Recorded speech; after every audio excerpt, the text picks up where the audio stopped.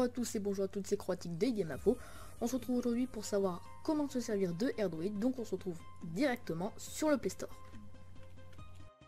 Donc directement on arrive sur le Play Store, donc vous mettez AirDroid. Donc vous cliquez sur la première application et vous la téléchargez. Donc maintenant on se retrouve tout de suite sur AirDroid. Donc nous voici sur AirDroid. Donc vous voyez que je suis déjà connecté, donc il vous faudra créer un compte. Donc c'est tout simple, c'est rapide. Donc vous créez votre compte, ensuite cette page là s'affichera et vous aurez comme vous pouvez le constater deux liens, 1 et 2, voilà. Et vous prenez l'un des deux, celui que vous voulez, c'est exactement les mêmes. Mais c'est pour si un des deux soit mort comme mien ou pas, donc prenez le premier. Moi c'est celui que j'ai pris personnellement. Donc voilà, maintenant on se retrouve sur le PC, à tout de suite.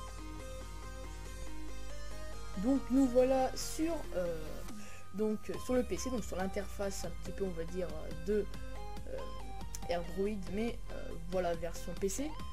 Donc maintenant nous y sommes, donc vous avez mis le lien que je vous avais dit, vous avez lancé, et ensuite donc là je vais le faire au pire, hein, pour juste pour vous montrer. Donc on va actualiser, donc en fait ça va charger, ils vont vous demander vos identifiants et ça va détecter votre périphérique. Donc voilà, et donc là vous pouvez voir qu'on a accès à beaucoup de choses. Donc là tel que déjà on voit la version Android, on voit le nom de l'appareil, et on peut voir aussi le pourcentage de batterie que nous avons, le réseau, votre réseau personnel, et le réseau Wi-Fi aussi, combien il y a de barres, et là la connexion que vous êtes. Donc là moi je suis en connexion LAN, donc en Wi-Fi, et vous pouvez vous connecter en 3G.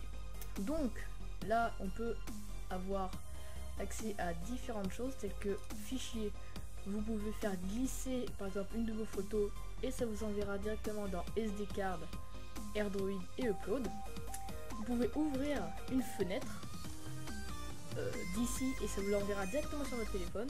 Donc là je vais rentrer une adresse, voilà, la chaîne e-game info.wordpress.com. donc ça c'est mon blog à moi, donc il est disponible sur la chaîne, donc je mettrai le lien dans la description. Et donc dès que vous lancez, hop, ça vous la lance directement sur votre téléphone mobile. Voilà. Et donc là vous verrez la vidéo juste à côté pour vous montrer que ça marche bien. Donc je trouve ça assez sympa, c'est une petite fonction comme ça, voilà. Donc sinon on a aussi application, donc on peut télécharger une application par exemple via une plateforme internet, via un site par exemple Fraudshare, si vous connaissez. Donc vous la déposez juste ici, donc bien sûr il faut qu'elle soit en .apk, donc application, et donc vous ensuite elle s'enverra directement sur le téléphone. Donc c'est quelques petites fonctions comme ça assez sympa. Ensuite on a les messages, donc qui ouvrira les messages que vous avez sur votre téléphone, donc en écrire et en envoyer. Donc je vais vous montrer le test tout de suite. Donc voilà, j'ai rentré le numéro et donc là on va faire un test. Donc là on va marquer test, voilà, on envoie.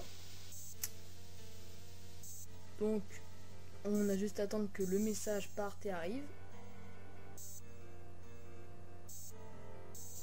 Et donc voilà, là le message vient d'arriver sur mon téléphone, donc c'est assez pratique.